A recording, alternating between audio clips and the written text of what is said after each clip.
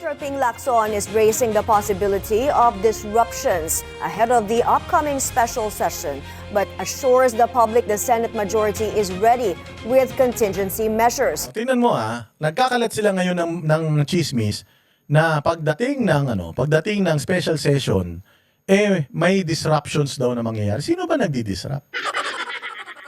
Hindi ba? Sino ba nag-disrupt? Unang-una, noong panahon nung nanalo si Senator Cayetano bilang Senate President, dinisrupt sila nino. Ng gobyerno. Sino bang taga-gobyerno? NBI. Nag-disrupt ba ang grupo ni Cayetano? O katulad niyan, noong sila ay may quorum, patungkol doon sa online voting, sino ba yung mga nag-walk out?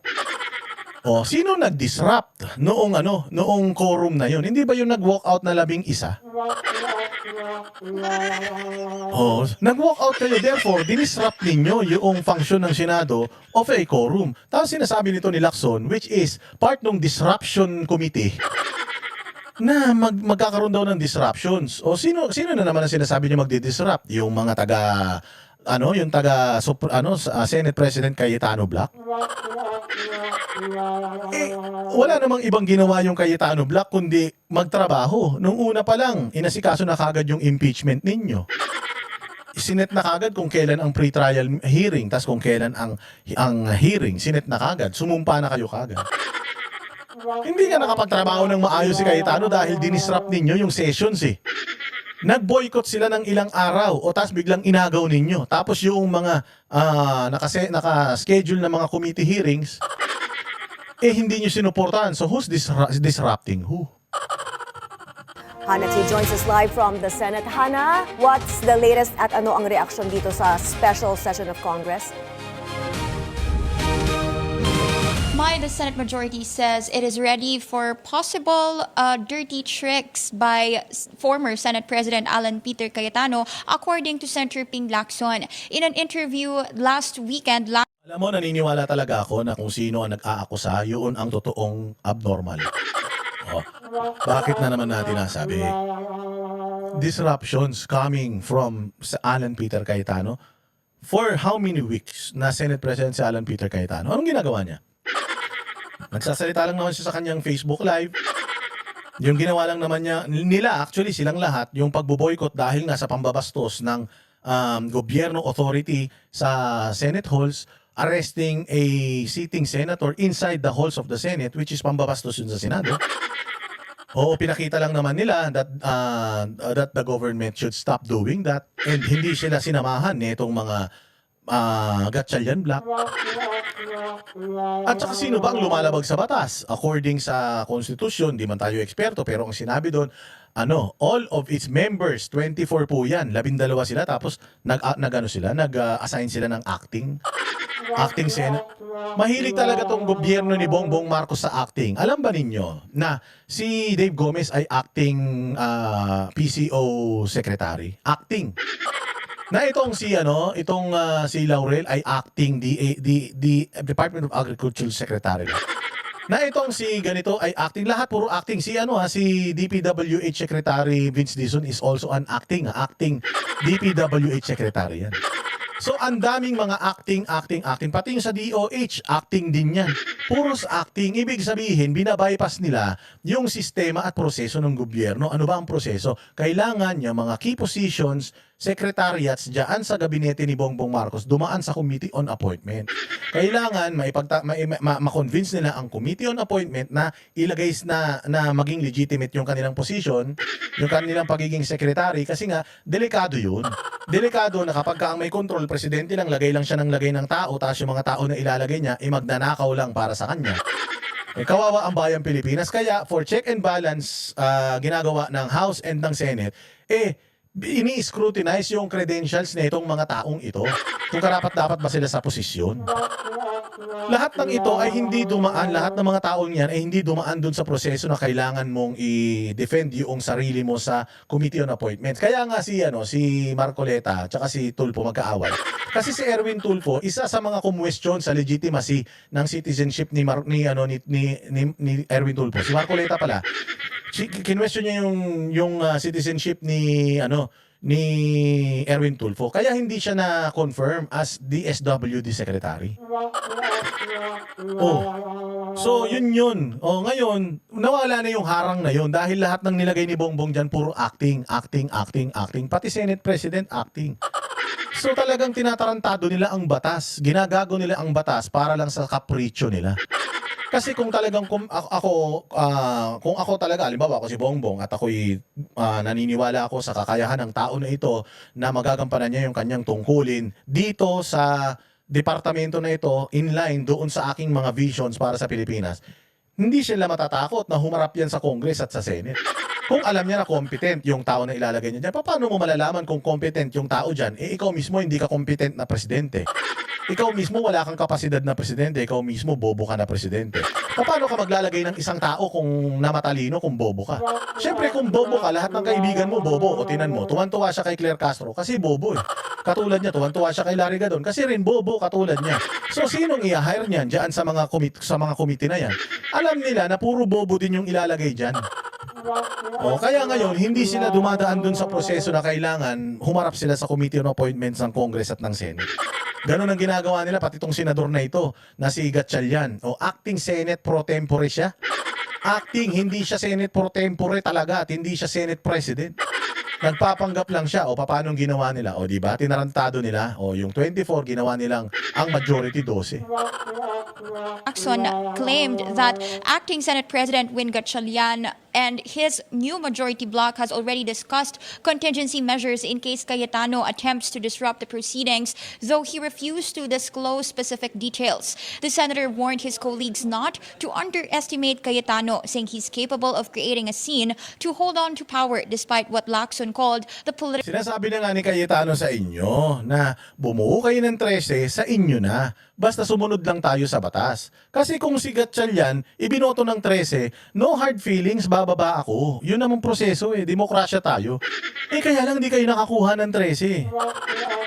Sinasabi na nga nung tao, kumuha kayo ng 13 o galingan nyo magkumbinsi sa mga kasamahan ko para maging 13 kayo, 14 kayo, para makuha ninyo yung boto. Wala akong choice but bumaba because that's what's in Constitution, in the Constitution. Yun ang nasa Constitution na mapapababa ako kapag ka nakuha ninyo yung majority at yung majority bumoto na patanggal ako dito, wala akong magagawa.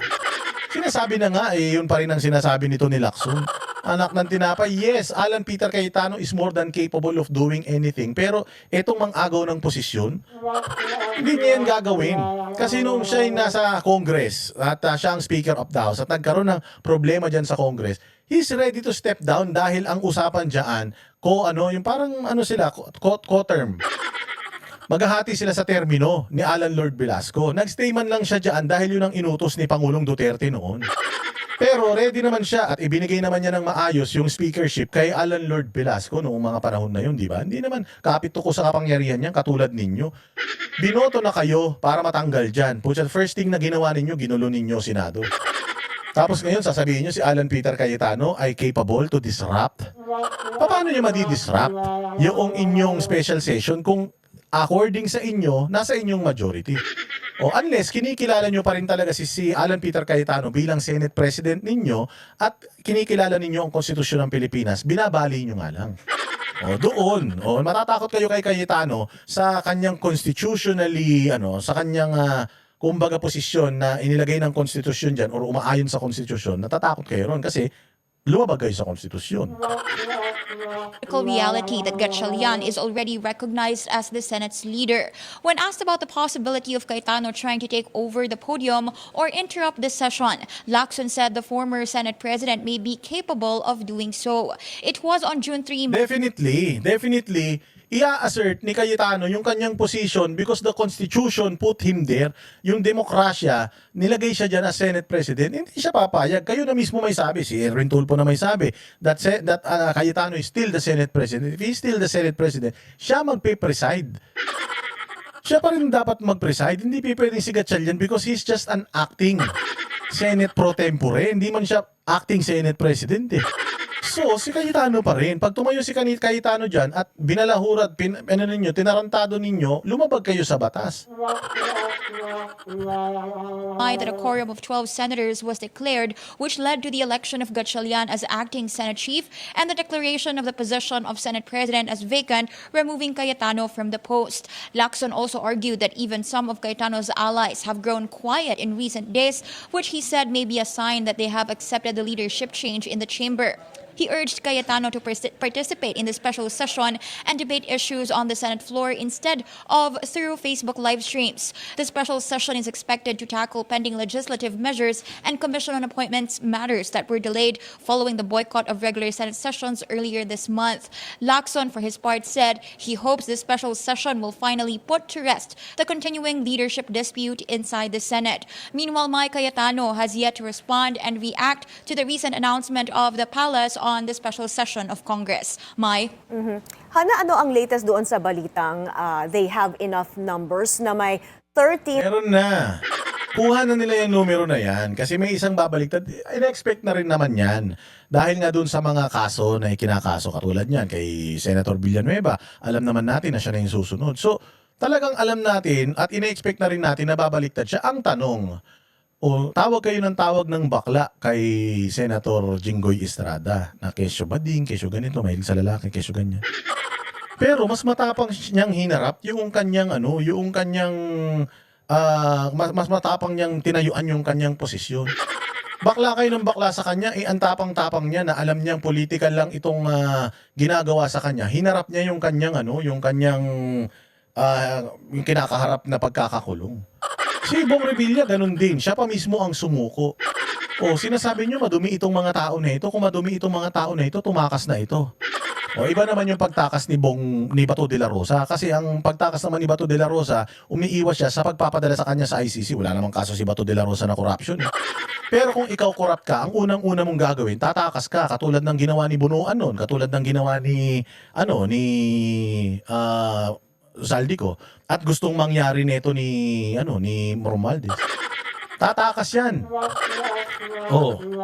Hindi tumakas si Jinggoy Estrada, hinarap niya yung kanyang faith, hinarap niya yung politika at kahit makulong siya, ang baho-baho dun sa kulungan niya, hinarap niya yan kasi alam niya wala siyang kasalanan. Sinasabi niyo bading yung tao pero mas bakla pala itong mga senador na sinusundan ninyo. Si Lacson nga, baklang-bakla eh.